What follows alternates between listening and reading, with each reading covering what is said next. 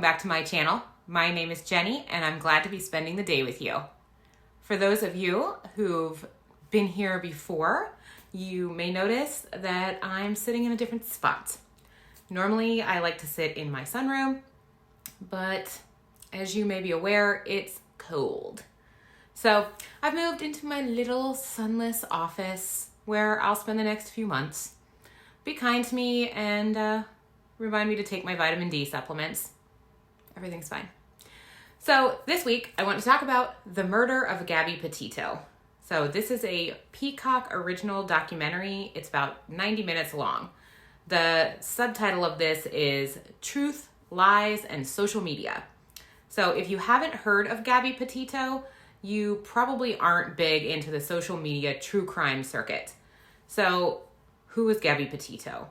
So Gabby was murdered in August of 2021 by her then fiance, a dude called Brian Laundrie.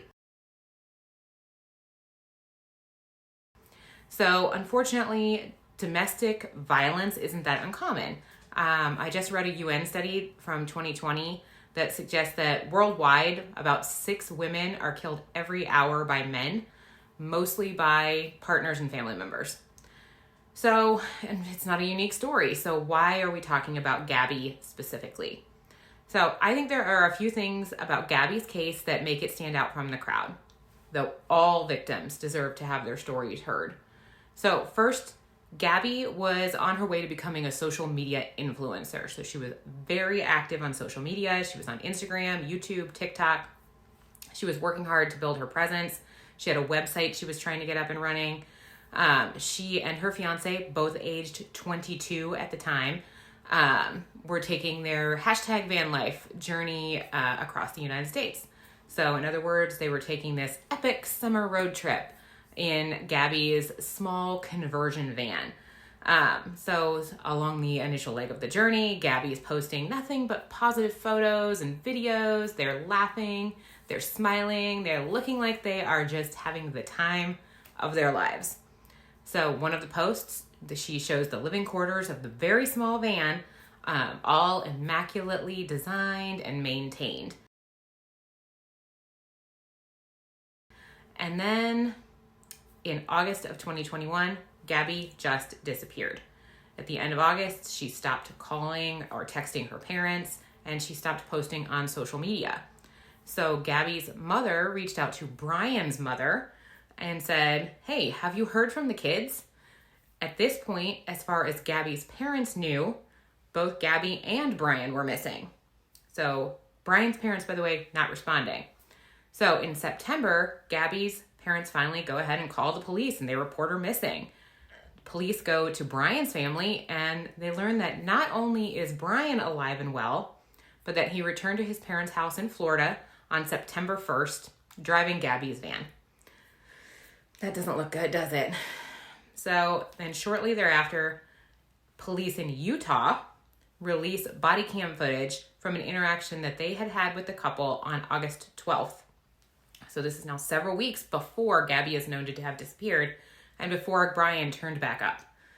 So what happened was a man in Utah had witnessed a physical altercation between the couple outside of a restaurant that he described as Brian slapping Gabby, or in his words, the man slapping the woman.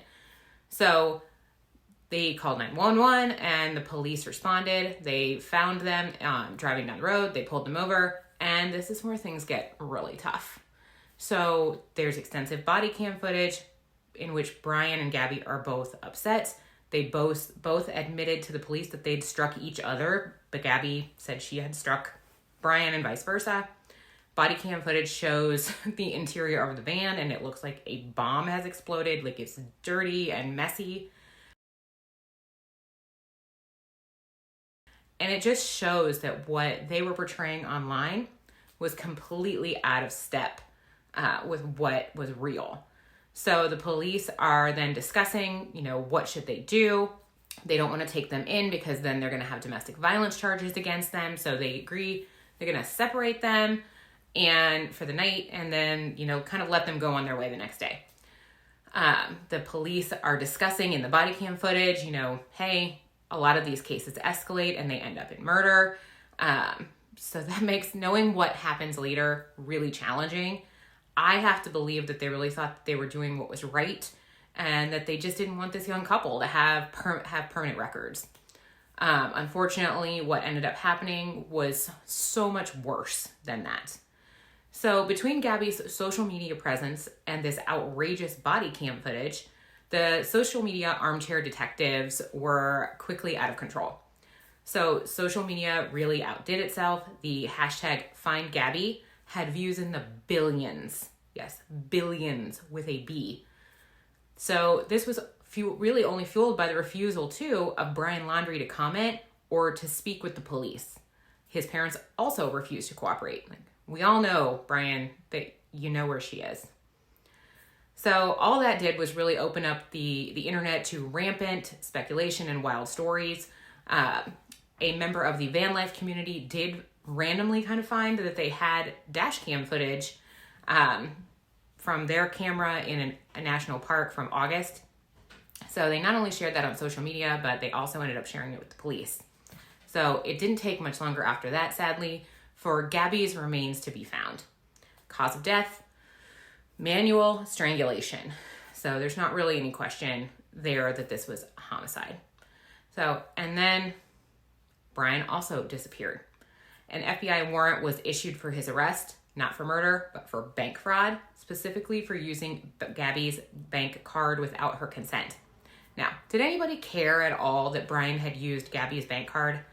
Of course not. But it would have been a means to help the police bring Brian in. But where the heck was Brian?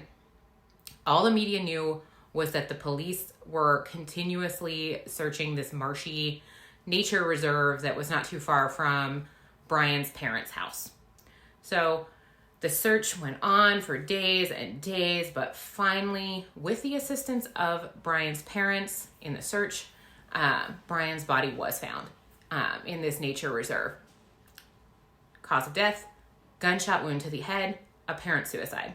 So the police also located a notebook near Brian's body that contained writings where he takes responsibility for Gabby's death. Not that I think there was really a lot of question there, but having that kind of ties everything up, I don't know, resolves. So despite this whole thing going down over a year ago, two things have kept this fresh in the media. First, Lifetime has just released a movie called the Gabby Petito story. And second, Gabby's family just settled a civil wrongful death suit against Brian Laundrie's estate for $3 million. So those funds will be dedicated to a foundation that the family has set up in Gabby's name. In the lawsuit that includes Brian's parents as well as their lawyer, the family alleges that Brian's parents knew that Gabby was dead and also where her body was. So during the time that she was missing, they were not only not helping the police, but they also issued a statement that they hoped Gabby would be found and that she would be reunited with her family. Knowing that they knew that she was dead, that comes across pretty cold-hearted. Gabby's family also has a pending $50 million lawsuit against the police department in Utah that they are alleging mishandled the 911 call and that they didn't protect Gabby when they had the chance. So if you want to learn more, there is a show called The Murder of Gabby Petito that's on Peacock that features interviews with Gabby's parents. You will note, of course, that Brian's parents remain MIA on the show.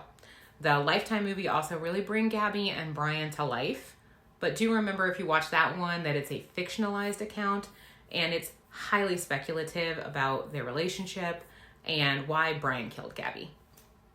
For me, watching this and thinking about their story, I really wish that we as a society could do better about finding balance. I think either we have to project this unrealistic and unrelenting image of perfection, or our lives are a total train wreck and we're disasters. People go through bad times, and we need to be better at being able to say that without having the world turn against us. I think about the police not taking Gabby and Brian in when they were being questioned, and I really do have to believe that they thought that they were doing the right thing. but you have to think about the big picture. And, I know they were, they're having a bad day. Let them start over tomorrow. If they ended up with a domestic violence charge against them, they're going to have to live with that for the rest of their lives. And I don't know where we find that line. I don't know what the answer is. And I know every case is unique. I'm sure the police acted exactly the same way in other cases that didn't end up in murder-suicide. But we just have to be better about being able to talk about things and about being able to find balance. So if you or anyone you know is experiencing domestic violence, please take it seriously. These things just don't tend to get better on their own. They get worse. So I do also want you to know these Christmas decorations that I have here were put up just for the video. So in the interest of transparency. So I hope that you are all staying safe and warm this December. And as always, have fun, be safe, and don't murder anyone. Okay? All right. Bye.